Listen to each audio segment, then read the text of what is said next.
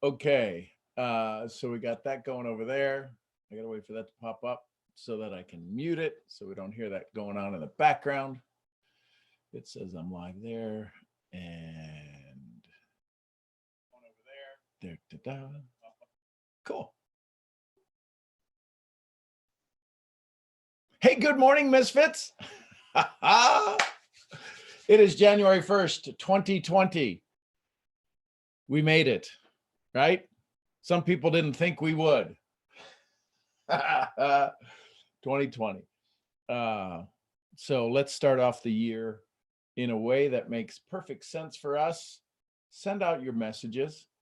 Send out your 3 messages. Type done when you're in the chat. When you get them done in the chat, send out your 3 messages of love, honor, respect, smiley faces. Doesn't have to be a long, crazy conversation. Just send out your messages. So good morning, Riley and Stacy and Dana and Fatou. I'm sorry, I'm not learning how to say that. I'm sure you'll tell me how to say it correctly. Tell me. It's Fatou. Fatou. See? Yes, long A. Fatou. Thank exactly. you, Fatou. Good morning, Fatou. And Bob Parks. There's Bob Parks and Claudio and Steph and Benji and Wilfredo. Great to have you all here. Funny how, here it is 6:33. How many people yesterday said, I'm going to be on the call in the morning? Life is funny. How quick we lose our promises. So let's see here. Let me check the chat. Doing apartment cleaning while listening. Where to go, Steph? Who sent out their messages? You all send out your messages or you get them scheduled to send out? This is important because it's about you being in control of you. Anybody have any other ahas or awarenesses or awakenings they'd like to share? Man, this looks awfully clear. I guess my shirt gives the camera something else to focus on. Done. Way to go, Steph. So here's my question for you. I'll give you an aha. Yesterday was the end of the month, right? For those of us in sales, whether it be traditional business or network marketing, it was the end of the month. It was the end of the close. Had the biggest month ever. Had our by far the best December ever. But one of our biggest months ever. I know in my organization, just the ones that they promoted, there was over 150, 160 rank advancements. And these are, they start to get a little bit bigger, the rank advancements. We had some fairly large rank advancements in Colombia and different places. And why was that? Well, yes, there was a promotion that the company ran. There was a conversation for people to talk to. But it comes back to the speed of the leaders, the speed of the group. Speed of the leader, speed of the group. So it wasn't that it was so much of an aha as it was not talking about how slow December was, not talking about how slow it typically is. I think we took the brakes off of it because not everybody was talking about it that way. So that's one aha that I had. I do want to share with you, I'm going to share here, let's see here, share with you a little slide presentation here. Okay, so that's there. And we're recording, and I want to share over here. There we go, share. Can you all see that? Somebody's typing in the chat, hang on a second. Yes, we could see it. Go ahead. Thank you. So, Daily Awakening. And if you see some misspellings, I did it. This is about keeping your promise. Today's January 1. There's people who have already broke their promise. You follow me? There's people who have already broke their promise. They said, yeah, I'm going to be here. And they did. And that's okay. I'm not here to judge. What I am here to say is that it's real easy. It's real easy to let your promises be broken. So my question is if you're making a promise to you, if you're making a promise to say, I'm going to do this, I'm going to make 20 reach outs every day to new people, to ask them a question, to ask them similar questions, to do something. Who do you have to keep your promise to? if it's to you, I'm going to be a little tough here. You might not keep it to you. If it's to somebody else, if it's who you made the promise that you're going to win at this business, if it's who you said you were going to keep your promise to, maybe you need them to help hold you accountable. Maybe it is your 3-year-old daughter who says, Mommy, did you do your stuff? That's all. Could be your spouse. Oh my God, my spouse? Could be. Why not? I know when we scuba dive, if any of you have ever scuba dove, I know that's not the word. If any of you have ever been scuba diving, you have a dive buddy, right? You have a dive buddy, somebody that tells you, somebody that you are making sure that you're safe with. So let's take a look at this. So where do I click forward? I click forward over here on this page. What's not negotiable for you? What's non-negotiable for you? Is there a task? Is there a minimum that you can do on a daily basis that is non-negotiable for you? I love Epictetus. I love the Stoics. Epictetus, Marcus Aurelius, all of the, just, so he says some things are in our control and others are not. Things in our control, our opinion, our pursuit, our desire, aversion, what we avoid, and in a word, whatever are our own actions.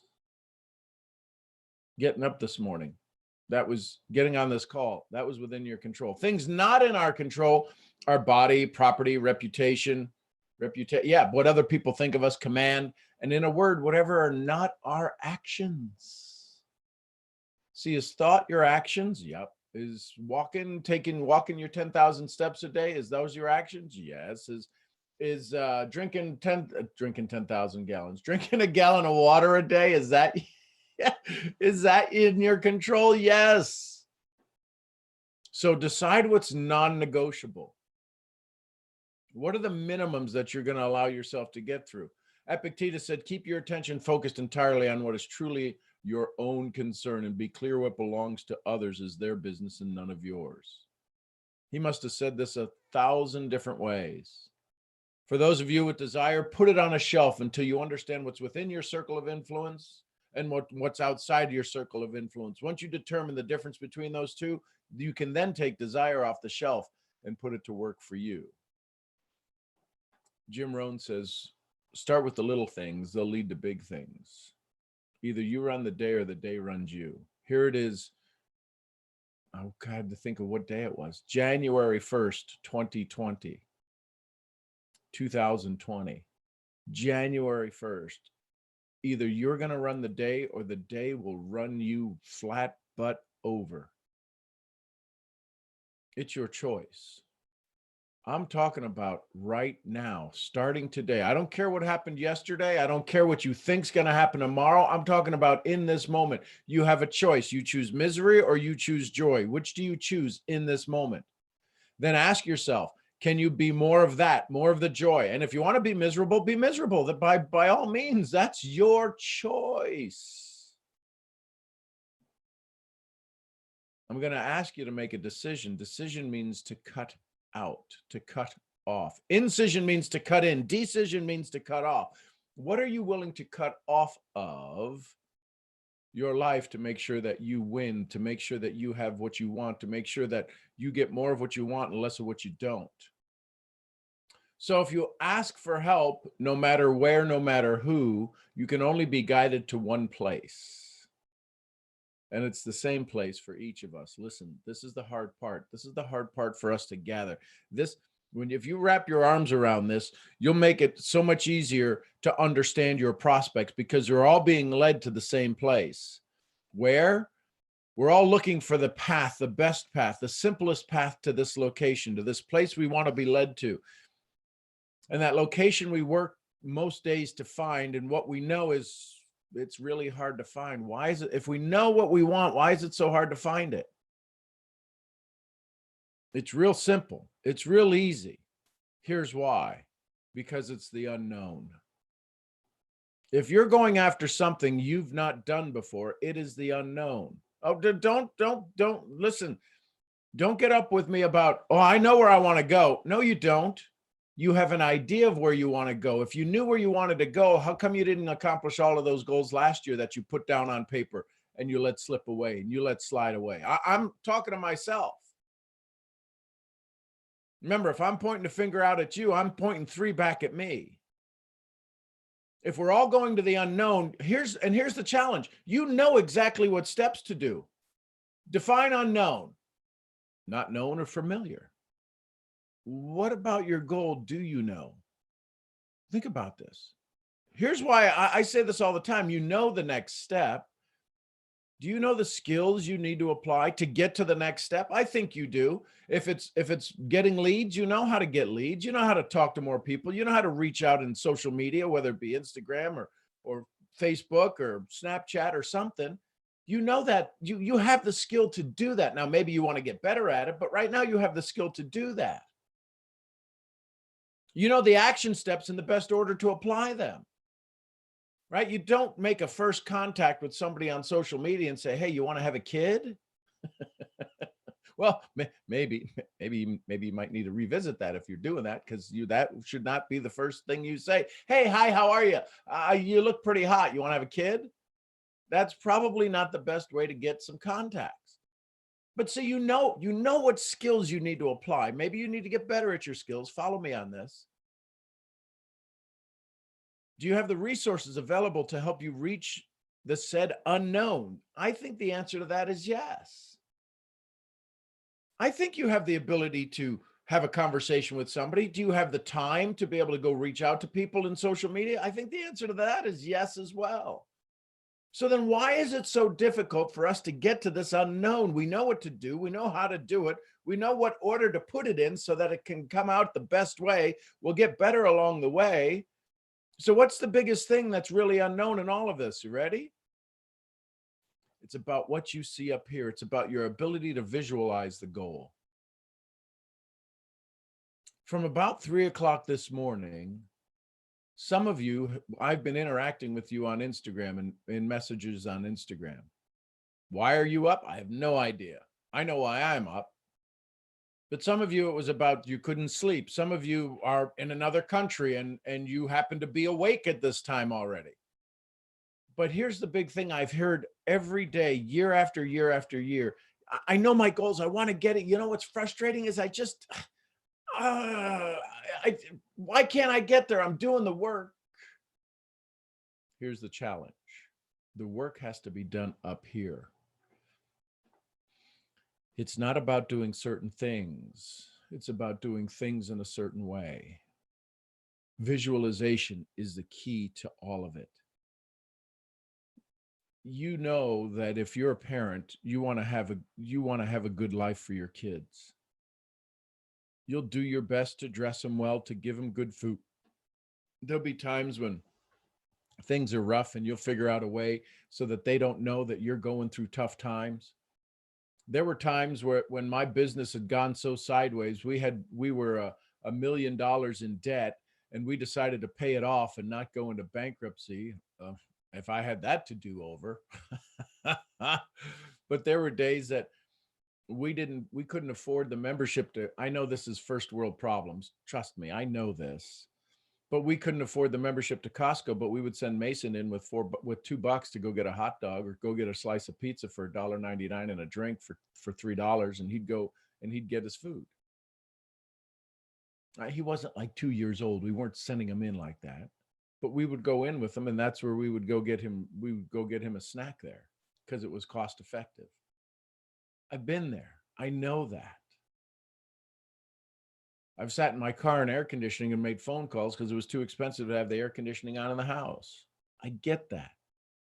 That wasn't part of my visualization. But when I was doing that, you can damn well bet I was visualizing the reality I wanted. If you take time through meditation, through sharpening your saw, through spending some time with your own self, the hardest thing for any man to do or woman is the idea of sustained thought. That's visualization. That's meditation. You get good at that. You get good at having this conversation with you. All of that static that's out there, all of that distraction that's out there from keeping you from having traction. People say I'm distracted. And I call BS, belief system, but I call BS on it because you can't call it distraction if you've never had traction. That's like saying your car is stuck. Right now, wherever your vehicle is, it's stuck. Well, it's not stuck. What do you mean it's not stuck? I can get in and go anywhere. Uh-huh. But if you get in your car, do you drive aimlessly? Do you let the steering wheel just take over? Or do you guide it? No, you guide it. You know what you're looking for. How many of us wake up in the morning and we let our brain, just our story, take us where we want to go? We let it habitualize us. We get out of our bed the same way we got out of our bed, the same way we slept in it last night. We walk to the same bathroom in our house that we walk to every day. We pee the same way. We go to the bathroom the same way. We use the same toothbrush every day. We take a shower the same way every day. When have you learned anything new? When have you awakened your mind to something new? Well, I'm not good until I have a cup of coffee. BS. Belief system. You want to start to take control of 2020? I'm going to encourage you. Now would be a good time. Now would be a good time to start to write down some of the ideas. So here's some tips. What's your life like once the goal is achieved? You want to visualize this? So I've got some big goals this year. What's it look like? Yeah, I'll be walking across stages. I'll be being interviewed by a variety of the industry magazines going, how did you do it once again? I'll be having conversations. I'll be having a book written. I'll be writing a book and having a book published, and I'll be doing some book signings and different things. That's what it looks like. Third quarter of this year. First quarter of this year, it looks like busting my hump. It looks like working like I haven't worked before. What's changed in your life when the goal is achieved?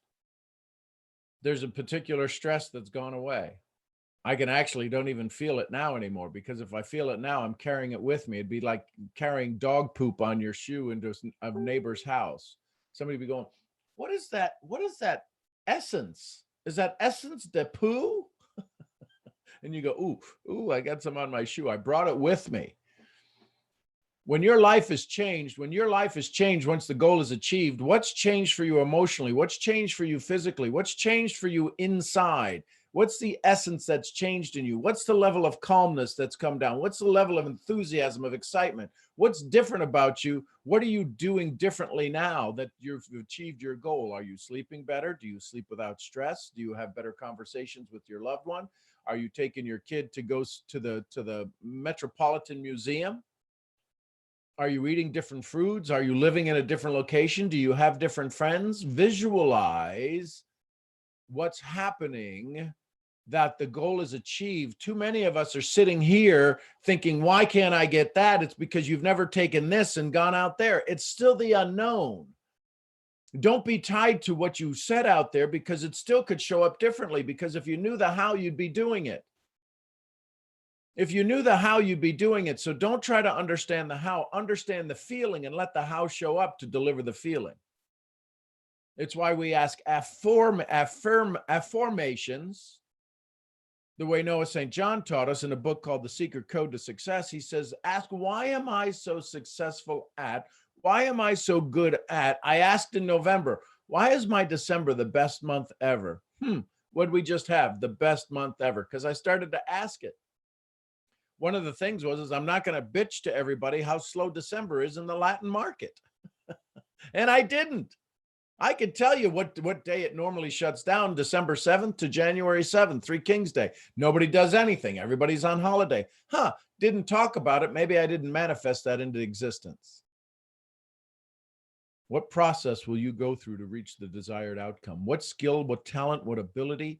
What BS do you have to give up? What belief system do you have to give up to reach the next level, to achieve this next goal? You've got to do less to have more. You got to do less complaining, less worrying, less frustrating. You got to do more journaling. You got to do more meditation. You got to do all the more things, but you can't do more on top of the crap you're already doing. You got to do less of that stuff that's not producing the income. And income means the things that are coming into your life. Can you spend more time with your children so they smile? Can you tickle them a little bit more?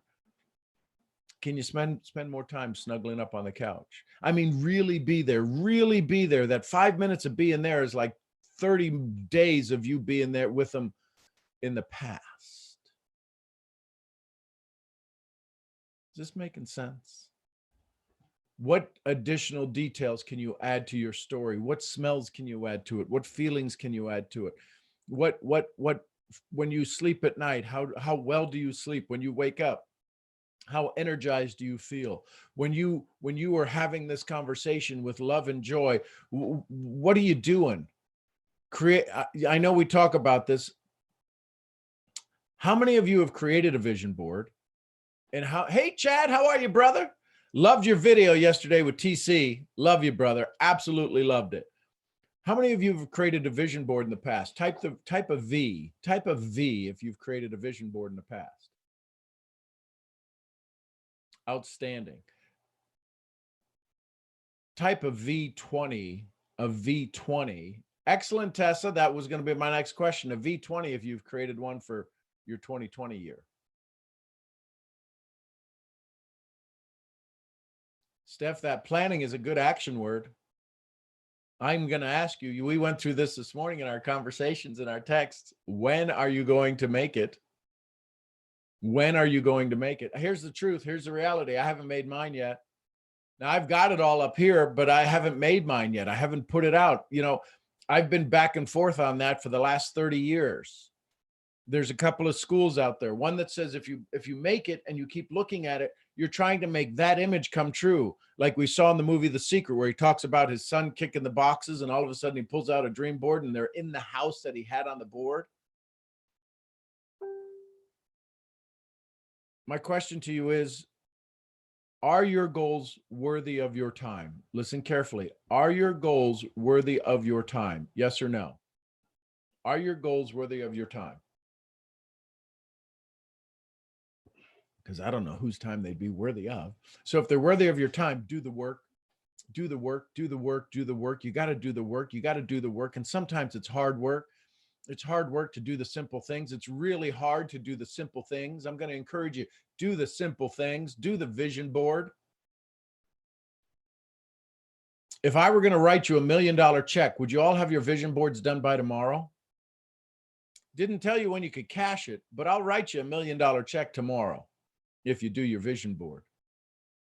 We'll figure out who's going to cash it for you, who's going to put the money behind it. But I'm going to tell you, if you really dive into this, if you start now, and listen, you can always add to it, but start now, start with something. There is only now, there's only this moment. You're going to keep a promise to yourself. Who do you need permission from to keep that promise?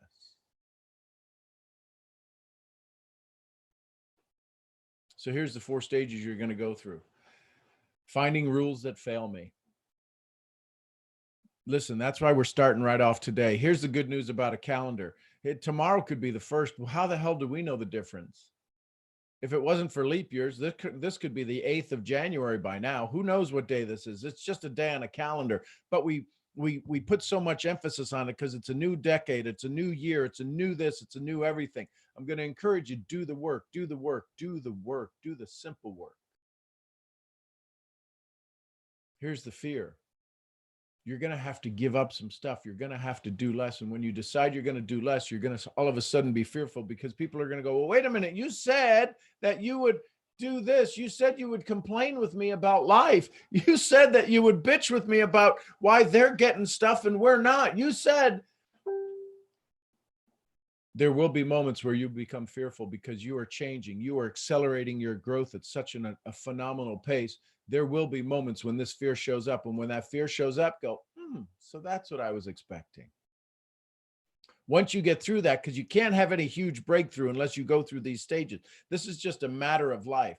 Then you're going to be sad going, oh my God, you know, I could have done this in June of last year. I could have already been so far ahead. I could have the whole last half of the year, I could have had this done. Okay, so you're sad. How many of us have ever had a pity party? Ready? 1, 2, 3. Aw.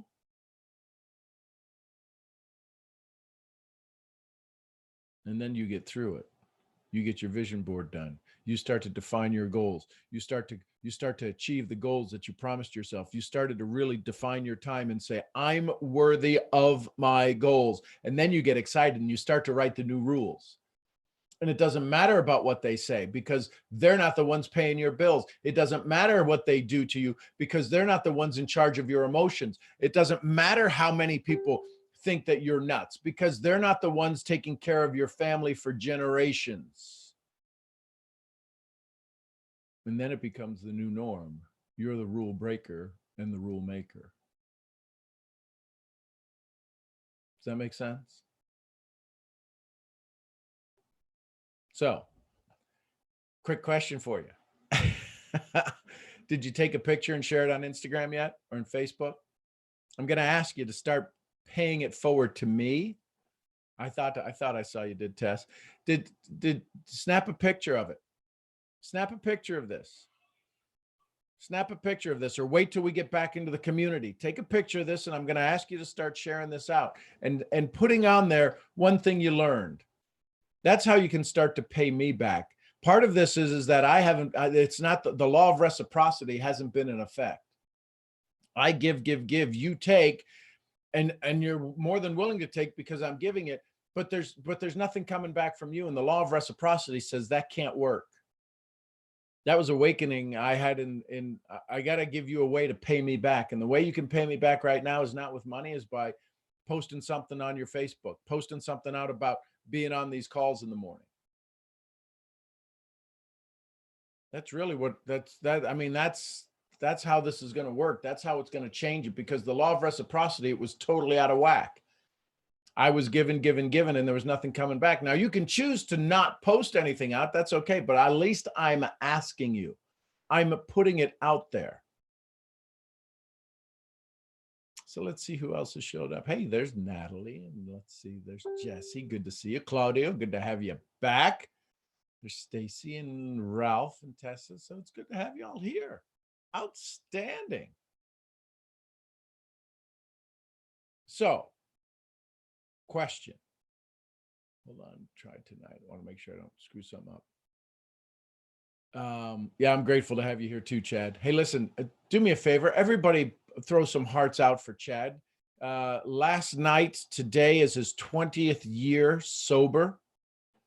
20th year. So 20 years ago, he got pulled from a truck that was burning on fire because he was a little drunk, way too drunk, and drove into a ditch and might have burned to death had somebody not left church early and pulled him out of his truck, a burning truck. So 20 years sober. Talk about somebody who's got to say every moment of every day, I choose sobriety. So I'm proud of you, brother. So here's the thing. What'd you pick up from this conversation this morning? What'd you pick up from this conversation? What can you take action on this morning, today, that you weren't thinking about before? What jumped out at you today that you said, you know what? That's something I can take action on.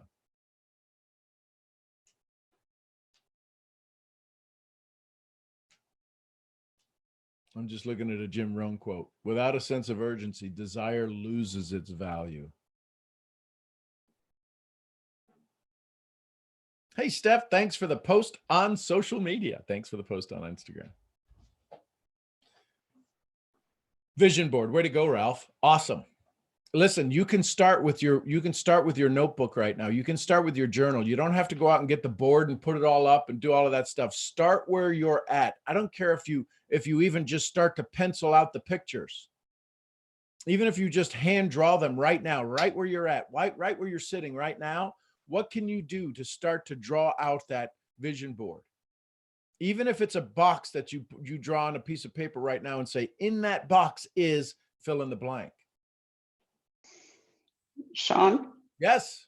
I find it, I'm just always blown away how, things come up. Like I literally, like as I said, when I was still sitting in bed when you and I were talking, I was thinking about I want to do a new vision board, and I looked, okay, what do I need to get? Like as I said, stores are closed today. But now you're bringing this up on the call. It's just like, okay, he's in my mind. So, so here's the thing, Steph, that's exactly why that conversation started, right? Because here's the thing, if the heart knows the answer to the question 5 to 30 seconds before it ever sees the image, sees the picture, sees the question, what's not to say that because of our connection and our relationship that we're not always having a conversation with each other anyway? I believe in that. With you, I definitely believe in that. Right? It's how I can send you a message and you're like, how did you know to send me a message right now? I'm like, well, how did I know to send you the message? Maybe you were asking for it. Maybe I heard you before it happened. Maybe you were screaming so loud at me, you're going, where the hell's my message from Sean? And I'm like, oh, okay, I'll send it out right now. How'd you know?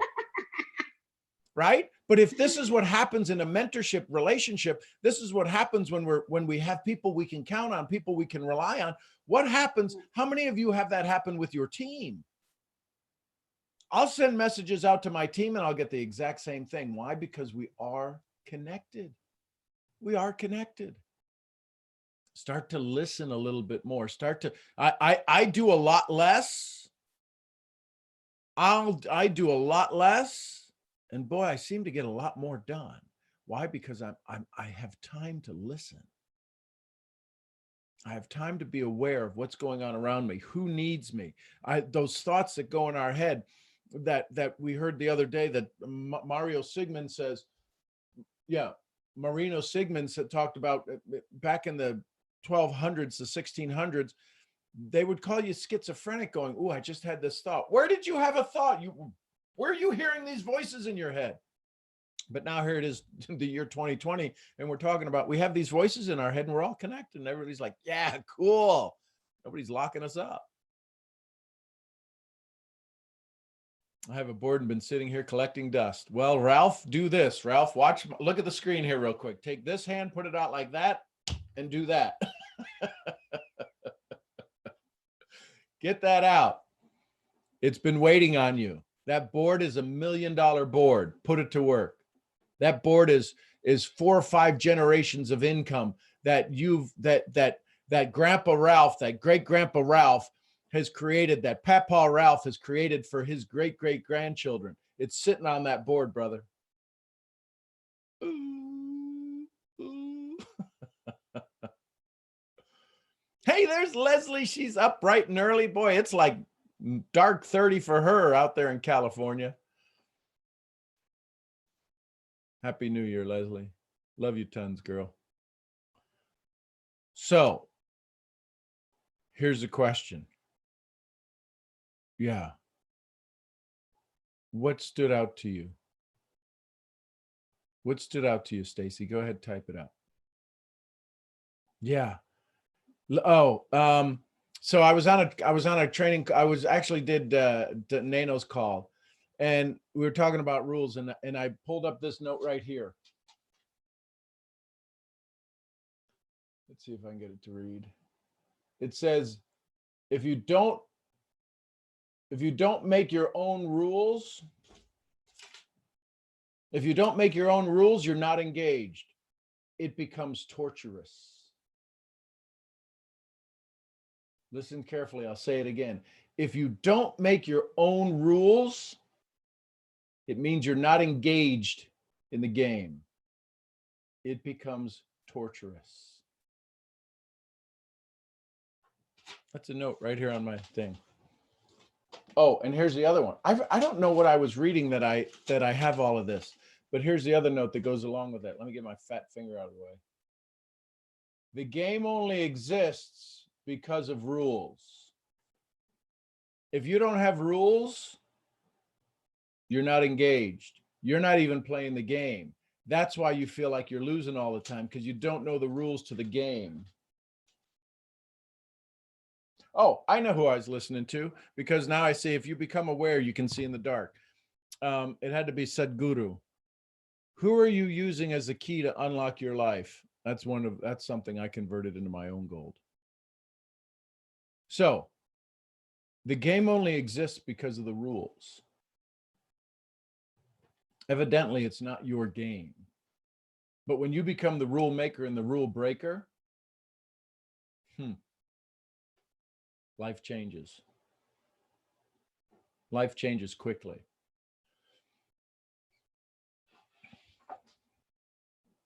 What else? What else did you learn? What'd you like? What questions do you have about this? I'd love for you to share one thing you learned, one thing you liked. Stace, I see you unmuted. Did you want to say something?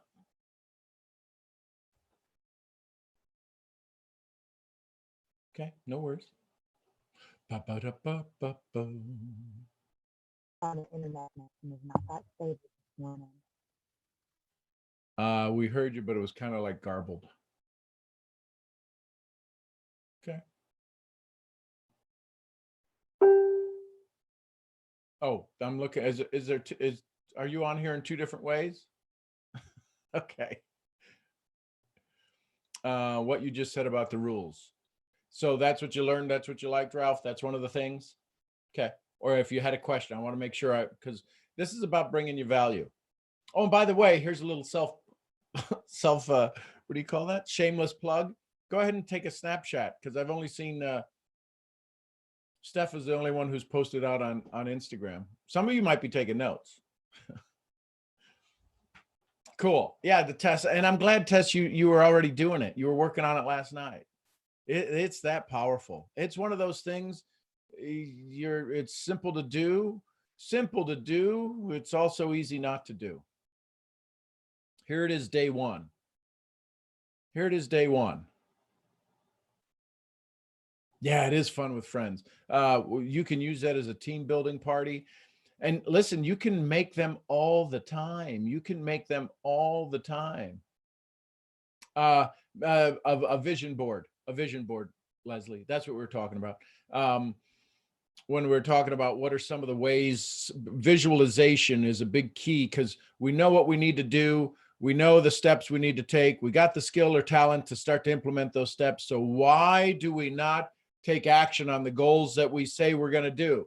One is because we don't have a clear visualization of it, and doing the conversations outside of us in the vision board, that really helps us. Fauto, go ahead. Hi, good morning. Something that I learned, I want to say about a year ago, and I'm so happy that you brought it up. But the thing of the unknown, the things that we don't know, we can be afraid of. And my sister cousin told me this about 2 years ago when my father passed like 7 years ago. So one day I saw his face and I saw his vision, and I was in a really dark place, but something told me just keep moving and never stop moving. And it kind of scared me because I kind of didn't know that I was this spiritual, but I kind of knew. And she told me, you're only afraid because it's unknown. And since that day, I started to walk my life like I'm walking on unknown water. I'm breaking new ground, and it's not scary anymore. It's just new. And once I removed the unknown, kind of the fear with the unknown, it became, it's unknown but it's exciting, and I'm breaking new ground, and I'm creating new paths for myself and my family. And I love that you brought that up, so thank you. You bet. And so I'm going to take it one step a little farther, because you mentioned something. Listen carefully, and I hope this makes sense. Remember, folks, I'm a farm boy from Ohio with not the sharpest grade point average. So I'm going to do my best to explain this, and I hope I get this across. So follow me on this. The unknown is only unknown because we don't have a memory of it. Follow me on this. if we're going to start off into the unknown, if we're going to start off into this place where we don't have a memory of it yet, we create the visualization. What drives us to the unknown, through the unknown, into, quote, the fear, is the heart. See, the second the heart gets the goal, the heart is the part of us. This is the emotional part. This is the part that says, I'm going to take care of my family. This is the part that says, I'm going to be a better mom. I'm going to be a better dad. I'm going to be a better spouse. That's this part right here, this energy, this aura. And the mind goes, okay, better husband, better wife, better father, better son, better daughter, more income. Got it. Done. Yeah. Okay, cool. And then we say, I'm going to have to go do something I've never done before. And the brain looks for two things. Will it kill me, or how fast can I recognize a pattern? And the heart says, ooh, wait a minute. The brain has a problem. Ooh, the heart is this perfect gentleman, the perfect, elegant queen, where it says, I don't want to cause any problems. I don't want to be of any issue. Thanks, new biggie, for the share. I don't want to be a problem. The heart says, no. It's like the neighbor who you've borrowed their Tupperware and you haven't given back the plate from Christmas last year. And you're like, oh, but I have my Cool Whip in it, right? No, don't worry. Hold on to the plate. Don't you worry about it. The heart is doing the same thing. When you enter into the unknown, the brain goes, what the hell? I don't know. I don't know what's going on. And the heart goes, no. I got you. It'll be fine. It'll be fine. I've got you covered. And the brain starts to go to the old story, and it starts to go to the old story, and it comes up with 1,001 reasons why we suck at it, why we're no good at it, who told us this, all at a subconscious level. And the heart goes, I don't want any problems. I don't want any problems. Oh, way to go, Ralph. I don't want any problems. We're going to stop this right now. We're not going to go down that path. I don't want the brain to suffer. It's got too much going on. And the heart sits and quietly steps aside. Your heart is so much more powerful than the thoughts that you could ever have. The times that you've stood up for yourself, it was heart-driven, not mind-driven. The time you've stood up for yourself and you've taken care of your family and you got through something that was so absolutely tough, nobody knows how the hell you got through it, that was all your heart, not your mind. That's when your heart stood up and said, sit your ass down, brain. I've got this. Exactly, Cadillac. Fire your brain, hire your heart. When you decide that your heart is going to run this, you cannot do any harm. I've had some conversations with y'all where I come out swinging in the first minute of our conversation. I mean, swinging hard, swinging for the fences. Why? Because I'm doing it with my heart. When you decide that you're going to run your life through your heart and not through your brain, not through your old story, not about caring about what anybody else says, because if you care about what they say, you're going to stay stuck where you are. And then whose fault is that? That's your fault, not theirs. And you can't blame them, but you're going to blame them because why am I stuck here? Because you're listening to them. You should be listening to you. How could it be unknown if we're meant to do good? Ooh, somebody write that down. How could it be unknown if we're meant to do good? All we're going to do is go do more good. All I need to know is I'm going to go do good. I need to do good in a new way. What's wrong with doing good in a new way?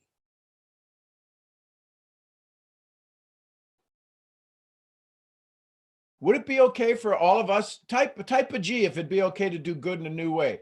Type a N if you don't think it'd be good to do good in a new way. If you think it'd be okay to do good in a new way, type a G.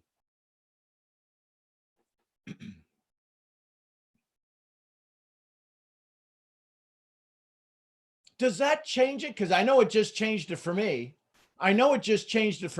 To do good in a new way. Boy, that seems so much easier than to have to go do a task I've never done, to reach a goal I've never had, to create a whole bunch of confusion, and that I got to go do affirmations and vision boards and everything else to trick my brain that I'm okay. Isn't that what we all have to do? We got to trick our brain. We got to kind of like sneak around it. It's like trying to go get a scoop of ice cream when there's only 2 scoops left and your mom or dad's going, don't touch my ice cream. Isn't that, I mean, this is just hitting me right now. I don't know if it makes sense. It's the first time I'm hearing myself say it, but isn't this all to trick our brain to let our heart be in charge? So our brain feels confident enough. Okay, it's so with this whole vision board crap that you got going on here, this is your brain talking. With this whole, exactly a boxing match. With this whole vision board, it seems like you know what you're doing. So maybe, just maybe, I'll let the old story die so you can take a step in that direction. Because that really looks nice. That really looks nice. It looks pretty on the board. But the second that you've got to go talk to a new prospect, you've got to hear a no, the brain's going to go, oh, so you got to do that shit? No, BS, belief system. We're going to protect you. Brain looks for two things: recognize a pattern, or how fast can it kill me? And it doesn't know, because only thing that it knows can kill it is when the adrenaline gets kicked off, when the amygdala, the fight or flight system, gets kicked off. The hypothalamus jumps in and goes, whoa, whoa, alarm. We've done something to make ourselves upset. We've got our stomach in a knot. And that's where new brain habits can leverage the values that our heart knows are important. I've been listening to this conversation as a gently flow down the stream from yesterday, where we started talking about the importance of being associated with our now, in the now. We started, I think you were extolling or encouraging Steph to be in the present and relish our trust and value in ourselves in the present. And now we're talking about why it is that we don't continue to pursue the goals on our dream board, or the things that we develop that our heart offers as being of value. Well, there's some tricks that you can use, and a lot of this has to do, if you'll indulge me, has to do with the way in which we code time. If I were working with Steph the other day, I would have asked her, well, what do you, when you think of something that's going to happen next week, where do you run that little movie? Where in space does it occur for you? And she'd come up with an answer in her mind. And then I'd say, well, okay, where in space does something occur to you that you absolutely know is going to happen a month from now? And likewise, maybe 3 months from now. Could be something like renew your driver's license, or enroll in school, or open a bank account with all the profits that you got from your business. And once you recognize where in space you code the future as opposed to the past, I might also ask you, where do you code, where do you place in space that terrible thing that happened 3 years ago that you really don't want to think about too often? The idea being to distinguish where your future from your past. And it turns out that most people, not everybody, but most people tend to put off their future representations off to their right. Sometimes right in front of them, sometimes in their face. But what you can do to make it easier to mentally check into your internal game board or goal board is to identify where on that locus of your future you have it placed. And there's some subtleties to that. I tend to agree with your suggestion that some people are a little bit leery about the idea of having a goal board up in front of us. And part of the reason for that is we don't want to associate in our future as if it's already happened. We want to be compelled to approach it to go after it. But we don't want to believe that it's actually already happened. We want to specify it sufficiently in detail that we just got to have it, but we don't know everything that's going to happen. But if you put that out on your future, if everyone would go through this little mental exercise and figure out where their future organization is, and then put your goal out on that future timeline in such a way that you got to go for it, but you're not there yet. It's exciting enough, and it's different from where your memories of the past are. So when you're prompted to notice your future, you aren't looking maybe through a lot of trauma that you had in the past.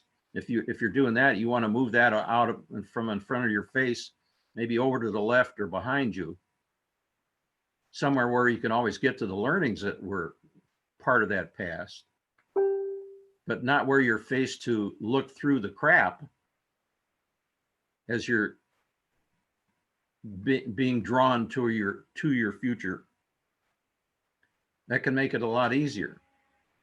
Sometimes people put out a future timeline to the right and it runs uphill. It's a steep climb.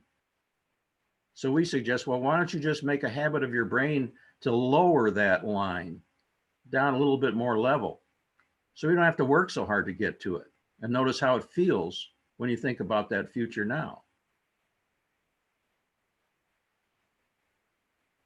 My point is, there's ways in which you can leverage the way your brain codes time to your advantage to support the values that your heart knows are essential for you, for your soul, for your own personal satisfaction and fulfillment. So for me, it's not just heart or mind. It's a utilization of both. And this is kind of like I hear the conversation of yesterday to today, like you suggest, row gently down the stream. It's a natural succession from talking about being in the present to leveraging the future. But the frosting on the cake are these subtle little things that we can learn to do to grease our way as we move into the future. So I just think that's.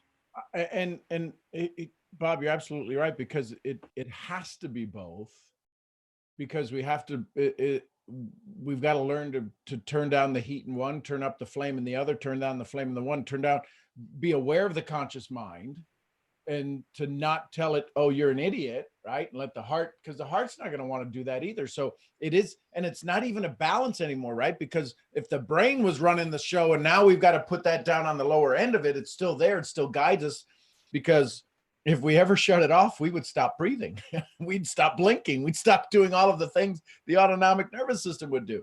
So it is this unbalanced to get back into more of what we want, less of what we don't, because we've been on this teeter-totter so out of whack. But it's being in the moment, and the only way we could adjust that is in the moment. And still, there's so much of the subtleties, like you say, the frosting on the cake.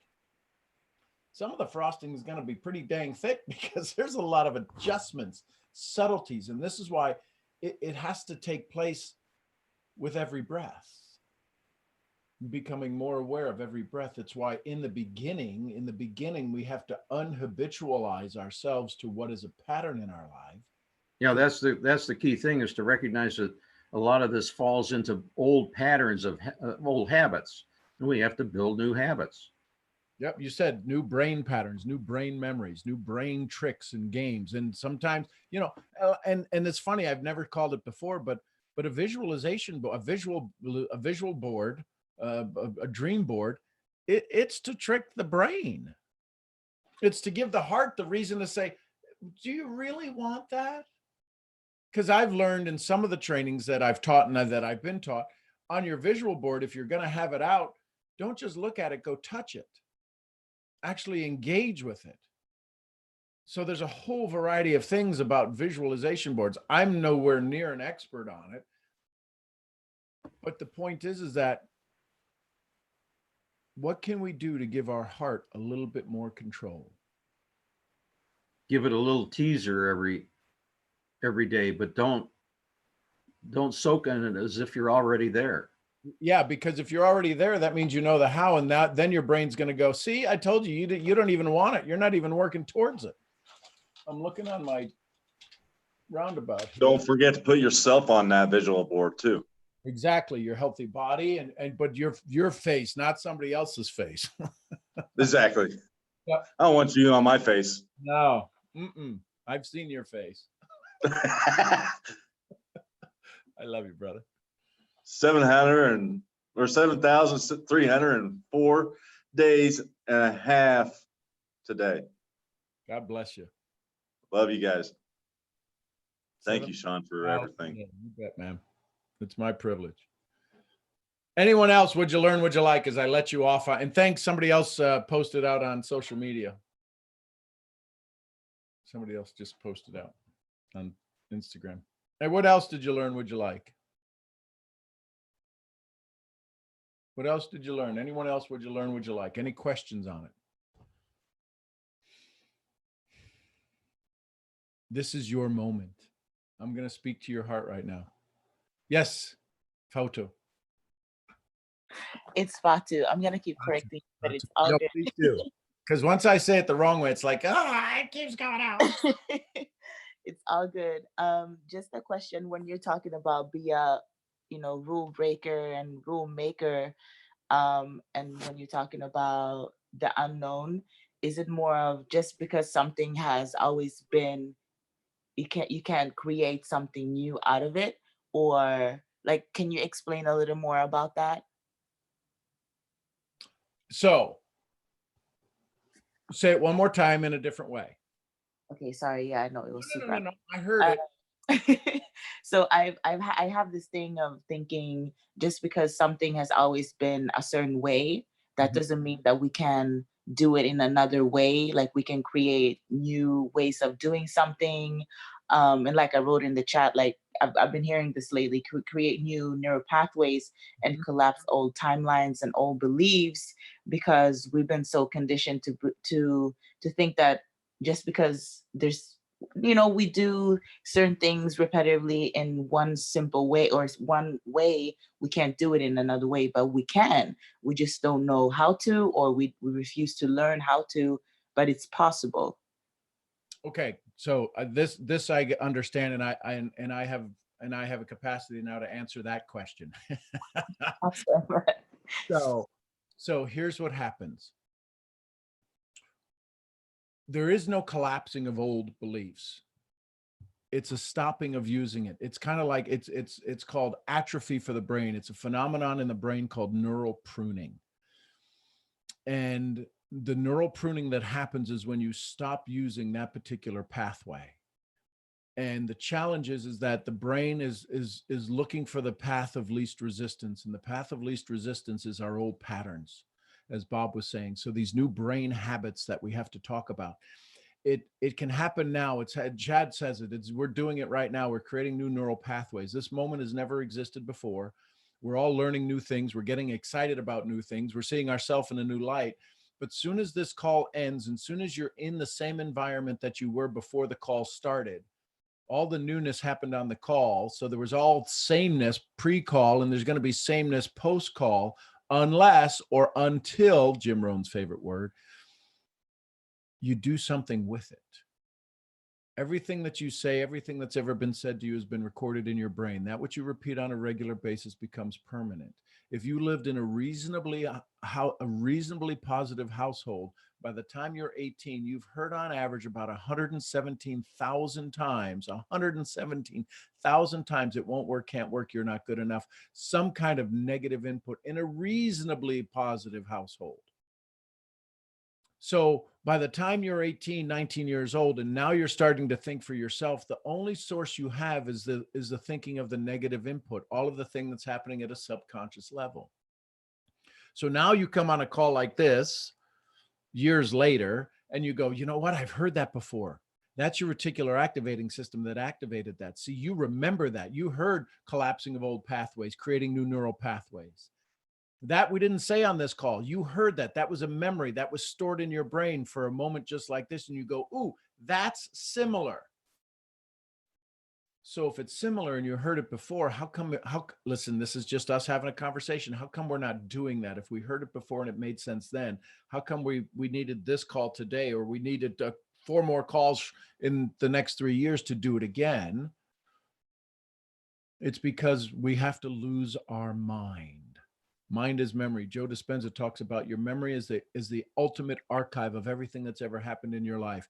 You want to create something new, you want to go do something new, the only place you can do it from is your old memory, your old mind. That's why the brain looks at you and goes, wait a minute, no. We have no history, we have no pattern to produce that outcome. So therefore, I don't know what you're thinking, but yet that's where now the heart says, you're better than this. You're stronger than this. You're more powerful than this.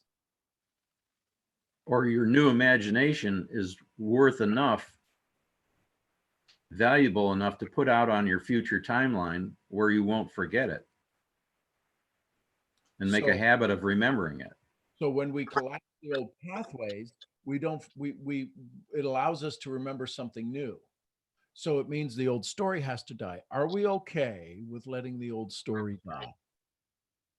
Or more transform it into something else, because energy can't be destroyed or renewed. So we focus on the future or being present rather than living in the past. So I've got spoiled chicken soup in a jar out in my cupboard. Should I use that to make the new chicken soup? No. No. Again, energy isn't destroyed, but sometimes we got to start with new energy. Sometimes we have to start with a new source. I get what you're saying. Energy can't be destroyed. It can't be concreted. We move from out of dust. We move from out of form into form and back out of form. The challenge is how much of the old story, how much of the old dust are we taking with us into the new story? How much of the new story, as Bob said, is going to be remembered, or how much of it is going to get covered up by the old story? How strong can the new story be that the old story becomes the collapsing of the old source? The old source that you're not good enough. You are good enough. The only reason, here's the thing. If we create the plane, listen carefully. If we create the plane, don't we create the plane crash? If we create the car, don't we create the car crash? If we create the goal, don't we create the goal crash? How much more source do we have of the goal or the goal crash?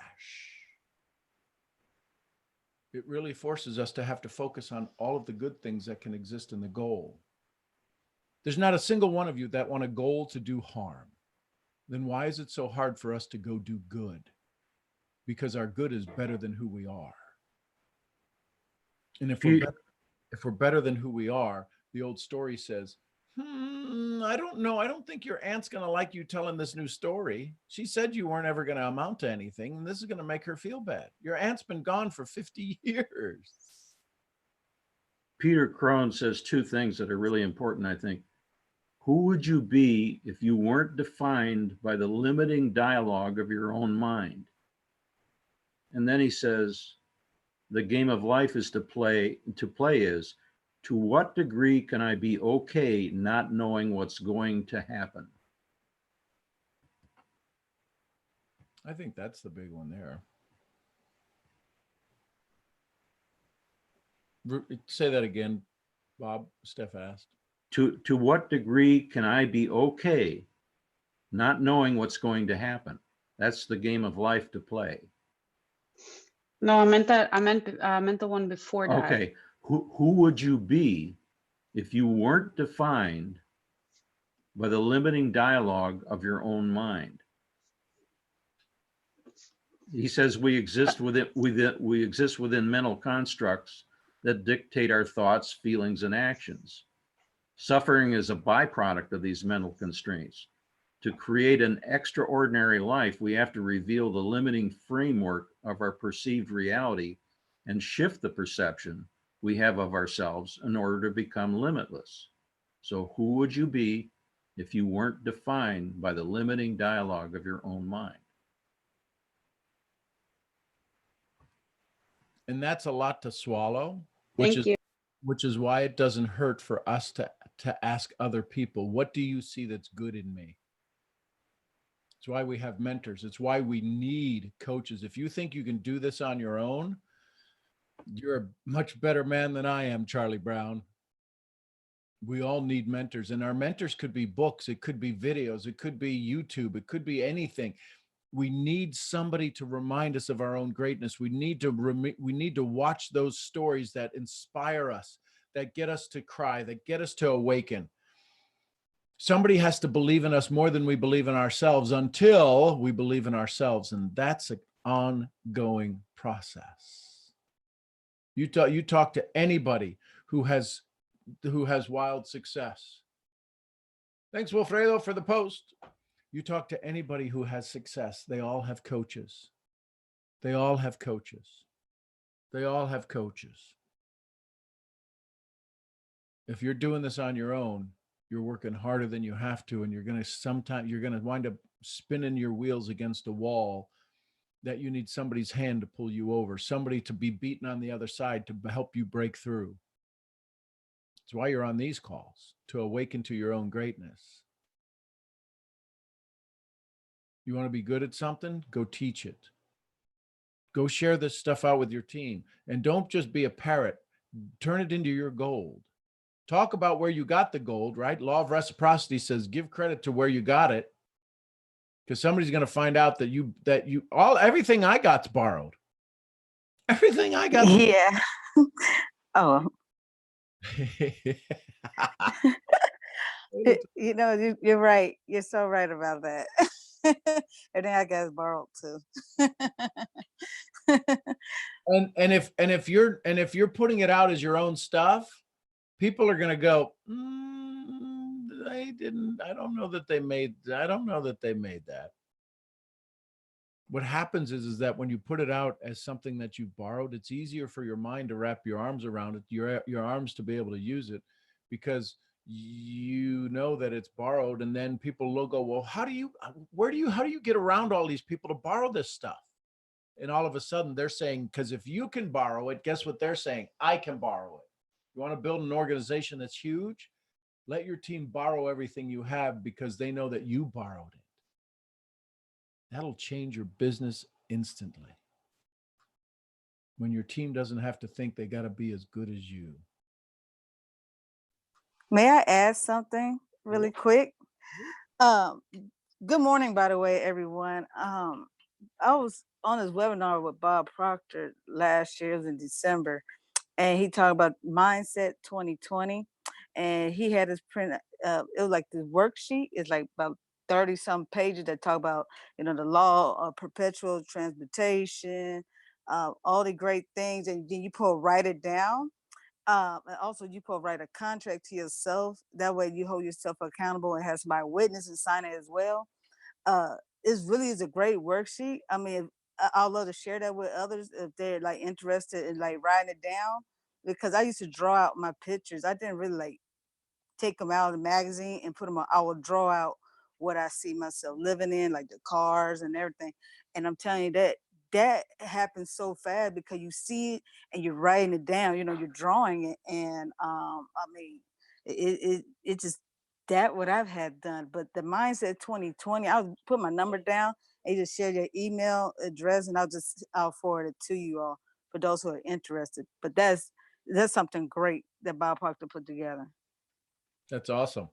So here's a tough question I saw a couple of people have it. That's a powerful tool. My question is, have you pulled it out yesterday? Who, me? Yeah. Oh, yes.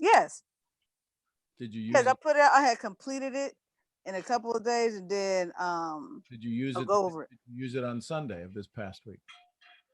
Did I use it on Sunday this past week? I'll be honest with you. No, I did not. I know you Okay.